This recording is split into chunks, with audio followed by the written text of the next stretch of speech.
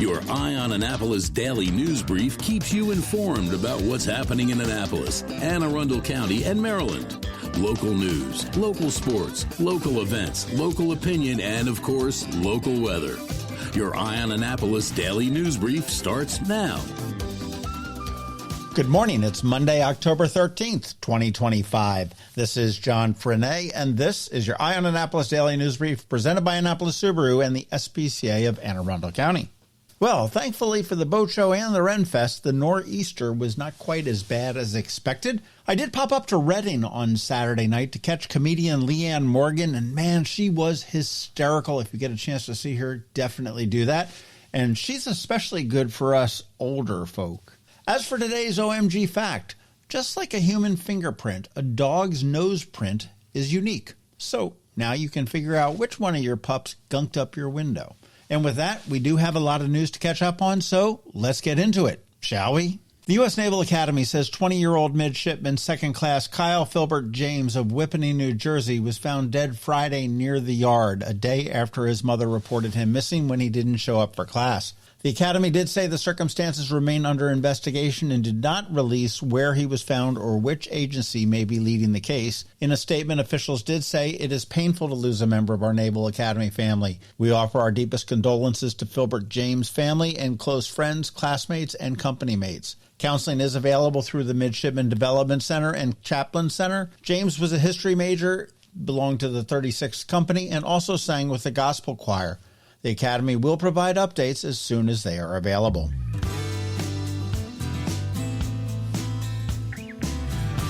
In much better news from the Naval Academy, Navy football rallied past Temple 32-31 at Lincoln Financial Field in Philadelphia to stay perfect at 6-0 and secure bowl eligibility once again. Now, it didn't start pretty. Temple had a 17-7 lead at halftime after dominating the snaps and time of possession, but the Mids found life after the break. After the Owls went up 31-24 with 1:16 to go in the game, Blake Horvath drove Navy downfield, then kept on a 4th and 1 and burst 51 yards up the middle to make it 31-30 with only 39 seconds left in the game. Head coach Brian Newberry went for two, saying, "I felt that we needed to go for the win right there." Horvath didn't disappoint. He rolled right and hit Alex Teska for the conversion. Final Temple heave fell incomplete. And I'll tell you, that was an incredible finish in Philly, and Navy continues to find ways to win those tough games. They're off this week and back home on the 25th for homecoming against FAU. That game is 3:30 at Navy Marine Corps Memorial Stadium.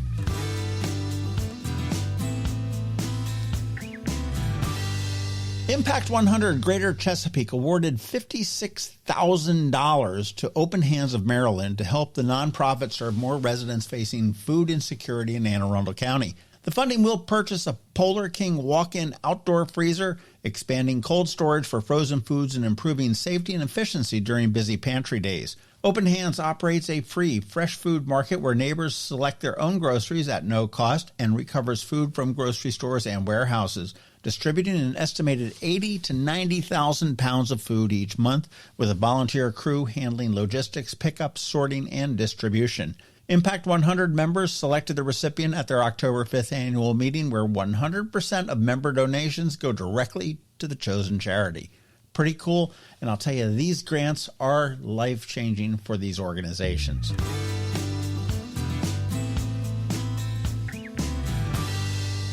We've mentioned it before, but tickets are going fast. Ignite Annapolis returns to Maryland Hall on Tuesday, October 21st at 7 p.m. with 16 rapid-fire talks, each 5 minutes with 20 auto-advancing slides covering topics from youth-led change and second chances to environmental action, housing, cultural identity, and even the neuroscience of crawling. These are your friends and neighbors speaking.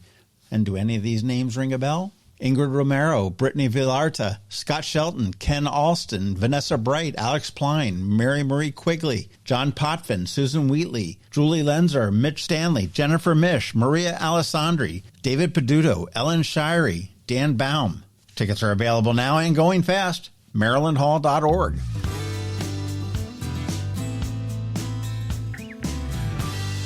Well, I'll tell you, it has become a craze, and that craze is going to be coming to our area next summer. Banana Ball It's coming to Prince George's Stadium in Bowie for the first time with the Indianapolis Clowns facing the Loco Beach Coconuts on Friday, July 31st and Saturday, August 1st, 2026.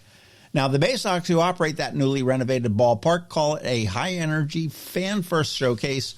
Banana Ball was launched by the Savannah Bananas and has sold out for 8 straight seasons and changes the game with quick-paced crowd interaction. Some of the key rules include no bunting, a 2-hour time limit, fans catching foul balls count as outs, batters can steal first base, and one-on-one showdowns to decide ties. Tickets are expected to be in high demand, and they are having a lottery to win them. You need to go to bananaball.com by October 31st, put your name in, and good luck.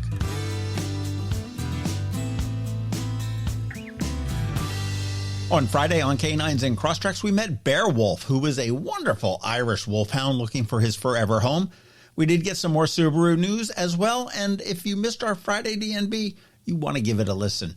And on Saturday, during the Local Business Spotlight, we chatted with Tina Gann all about organizing, and she is with Simply Organized, had some great tips.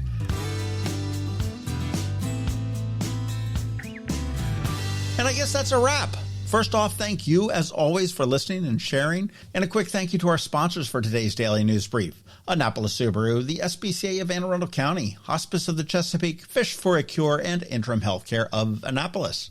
Now, you want to stay tuned for your local Anne Arundel County weather with George Young, and Ann Covington from CovingtonAlsina is back with her Monday Money Report. All that's coming your way in less than a minute. Fish for a day, party for a night, all for a great cause.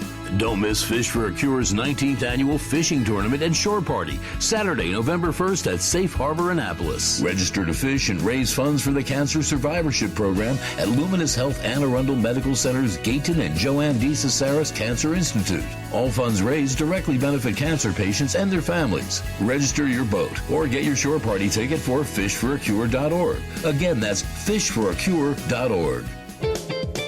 Next up, we're diving into today's Eye on Annapolis weather forecast. From sunny skies over the bay to storm warnings that could impact your plans, we've got the details to keep you ahead of the curve. Stay tuned. It's all coming your way in just a moment. Hey everyone, this is George Young with the Eye on Annapolis Daily News Brief weather forecast for Monday, October 13th. The big nor'easter of a rainstorm that was expected over the weekend was a general no-show for the Annapolis region. And while we may still see some showers today, conditions will clear starting Tuesday, and we'll see sunshine and 70s for the rest of the week and the weekend. Look for clouds and some rain showers today with cool temps in the low to mid 60s as winds remain breezy out of the northeast with mixed skies, and low 70s expected tomorrow as winds continue to gust around 20 miles per hour. From there, we'll see sunny skies Wednesday through Sunday with high temps around 70 degrees Wednesday, followed by low to mid 60s Thursday and Friday, with a great weekend on tap as temps climb into the low 70s Saturday with warm mid to upper 70s expected for Sunday.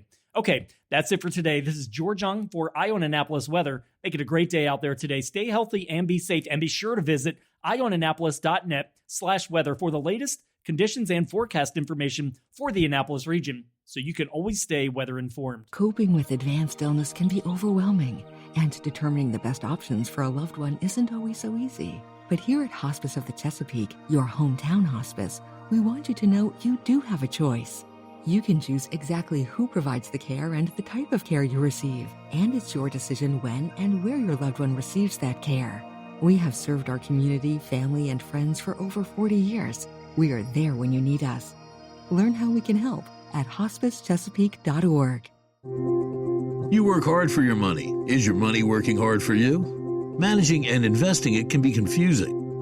Ann Covington, a financial planner from CovingtonAlsina, has been helping people make sense of it for nearly 20 years. Are you ready? Now, here's your Monday Money Report.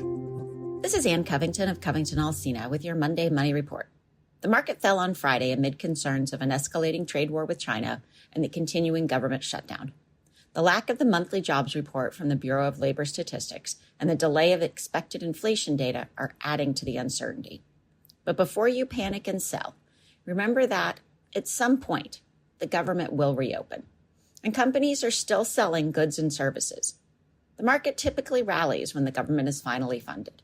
Plus, the S&P 500 is up over 11% year to date, even with Friday's decline. The Securities and Exchange Commission also made a ruling that will have huge implications for how mutual funds are taxed moving forward. Some background may be helpful to understand the ruling. First, mutual funds are taxed 3 ways: when the fund receives dividends or interest income. That income is passed along to shareholders for tax purposes. When you sell your shares in the fund, you pay taxes on the gains. And when a manager sells a holding, any gain or loss is passed along to shareholders in the fund at the record date, usually in December, which means that if a manager sold a bunch of stock in a given year, perhaps because people were selling the fund, the taxes on those gains in the fund are paid by everyone who didn't sell. This is how you can have a negative year when your account value is down and still have a big tax bill. Vanguard patented a multi-share class structure that avoids this last tax hit, and that patent expired in 2023. Since then, almost every major money manager has asked the SEC to allow them to do the same thing. The design allows a single mutual fund to have ETF or exchange-traded fund share classes, along with traditional mutual fund share classes. When a shareholder wants to redeem or sell their shares, the mutual fund exchanges the mutual fund shares for ETF shares and what is known as a like-kind exchange. Any embedded capital gains transfer along with the holdings to the new share class. And when the shares are sold, that owner pays any taxes, not whoever is left in the fund on the record date. Not every fund will offer this, and each company will still have to receive their own ruling from the SEC. There are also operational problems to resolve. In the long run, investors could see reduced fees and taxes as a result. The impact of taxes on your portfolio should always be a part of your financial considerations. The choice of the investment vehicle itself, tax location, or what type of account you use to hold different assets, daily tax loss harvesting, and Roth conversions in retirement are all important discussions to have with your advisor. Your action this week is to schedule your fall HVAC service. And if you haven't changed the filter for your system in a while, do that as well. Check out our website at CovingtonAlsina.com or our Facebook page for more information and our upcoming educational events. Covington Alsina is a registered investment advisor, and information presented is for educational purposes only, not intended to make an offer, solicitation for the sale or purchase of any specific investments, securities, or investment strategies. Investments are all risk unless otherwise stated and not guaranteed. Be sure to first consult with a qualified financial advisor and/or tax professional before implementing any strategy discussed herein. Past performance is not indicative of future performance. And if you don't have a financial advisor, come talk to us. This is Ann Covington with Covington Alsina. When someone you love needs care at home, you want more than just help. You want trusted support from people who truly care. That's where Interim Healthcare of Annapolis comes in. Locally owned and serving seniors in Anne Arundel, Baltimore, Charles, Prince George's, and Queen Anne's counties. Interim Healthcare of Annapolis offers personalized in-home care that's flexible, reliable, and compassionate. From Alzheimer's and dementia care to assistance with bathing, dressing, fall prevention, transportation to appointments, and even 24-hour care. Interim of Annapolis also offers respite care to give family caregivers a much-needed break. With Interim Healthcare of Annapolis, you get the backing of a trusted national network and the heart of a hometown provider. Call Art Dandridge at 443-808-1003 or visit interim.com/Annapolis to learn more. That's interim.com/Annapolis. Interim Healthcare of Annapolis. Personalized service at home, peace of mind, and always there when you need care. You've been listening to the Annapolis Daily News Brief. Tell your friends and colleagues, this is the podcast where you can keep up on the latest with what's going on in Annapolis and Anne Arundel County. And don't forget about our website, IamAnnapolis.net, where you can find even more information.